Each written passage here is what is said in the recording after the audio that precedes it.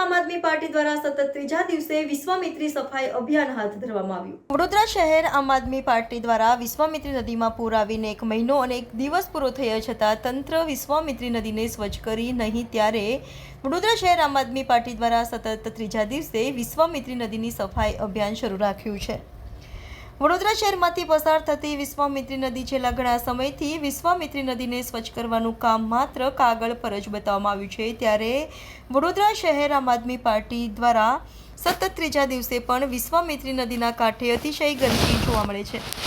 ત્યારે વડોદરા શહેર આમ આદમી પાર્ટી દ્વારા આજે વિશ્વામિત્રી સફાઈ અભિયાન હાથ ધર્યું છે અને આ સફાઈ અભિયાન અવિરતપણે શરૂ રહેશે। જ્યાં સુધી વિશ્વામિત્રી નદી સ્વચ્છ નહીં થાય ત્યાં સુધી આમ આદમી પાર્ટી આ સફાઈ અભિયાન ચાલુ રાખશે। આમ આદમી પાર્ટી દ્વારા તંત્ર પર આકરા પ્રહારો કર્યા હતા। Reporter Rahul Rajput, van news, Vadodara. આ વિશ્વામિત્રી નદીની અંદર આ ગાંધીના ગુજરાતની વિશ્વામિત્રીનો કેટલા દિવસ આજે સફાઈનો અને કેવી રીતે સફાઈ હતી?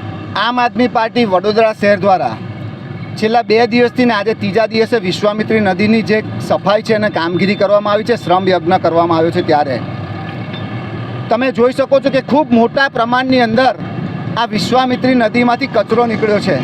પૂર આવ્યું અને 1 મહિનો ને 1 દિવસ થઈ ગયો છે, તેમ છતાં પણ આ વડોદરા મહાનગરપાલિકાના વહીવટી પાંખ અને ચૂંટાયેલા પ્રતિનિધિઓ આજે પણ મસ્ત મસ્તીમાં હોય એવું સ્પષ્ટપણે અમારું માનવું છે।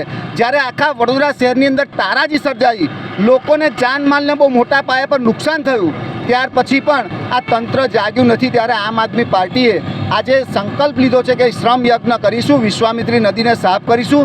તમામ ઘાટ જે ઘાટ આવ્યા છે, જ્યાં ગંદકી છે, એ તમામ ગંદકીઓને પણ દૂર કરવાનું કામ આમ આદમી પાર્ટી દ્વારા કરવામાં આવશે। અગાઉ ગુજરાત સરકાર દ્વારા 500 કરોડ રૂપિયાની ગ્રાન્ટ વિશ્વામિત્રીને ફાળવવામાં આવી હતી। અત્યારે ગુજરાત સરકાર દ્વારા 1200 કરોડ રૂપિયા ફાળવવામાં આવ્યા છે। ત્યારે અમે આશા રાખીએ છીએ ગુજરાત સરકાર પાસેથી, કારણ કે અહીંના જે મગરમચ્છો છે, વડોદરા કોર્પોરેશનના જે મગરો છે, એ એટલા બધા જાડી ચામડીના છે કે આ મગરો કંઈ ને કંઈ ભ્રષ્ટાચાર કરશે। માટે આ વિશ્વામિત્રીમાં ખરેખર 1200 કરોડ રૂપિયા જો વપરાય તો મને સ્પષ્ટપણે મારું માનવું છે કે આ વિશ્વામિત્રી 100% સારી થશે। અને હું વડોદરા શહેરના નગરજનોને પણ વિનંતી કરું છું કે આવો સૌ ભેગા મળી વિશ્વામિત્રીને સ્વચ્છ કરીએ। વિદેશી દારૂ ખાલી બોટલો જોવા મળે, તમે જુઓ તો આજે સફાઈ દરમિયાન ખૂબ મોટા પ્રમાણની અંદર વિદેશી દારૂની બોટલો મળી આવી છે। એનો મતલબ સ્પષ્ટ છે કે આ ગાંધીના ગુજરાતની અંદર મોટા પ્રમાણની અંદર દારૂની રેલમછેલ થતી હોય અને જાણે કે વહીવટી પાંખ હોય કે ચૂંટાયેલા પ્રતિનિધિ હોય એના સીધા ઇશારે જો આવું થતું હોય એવું અમારું સ્પષ્ટપણે માનવું છે।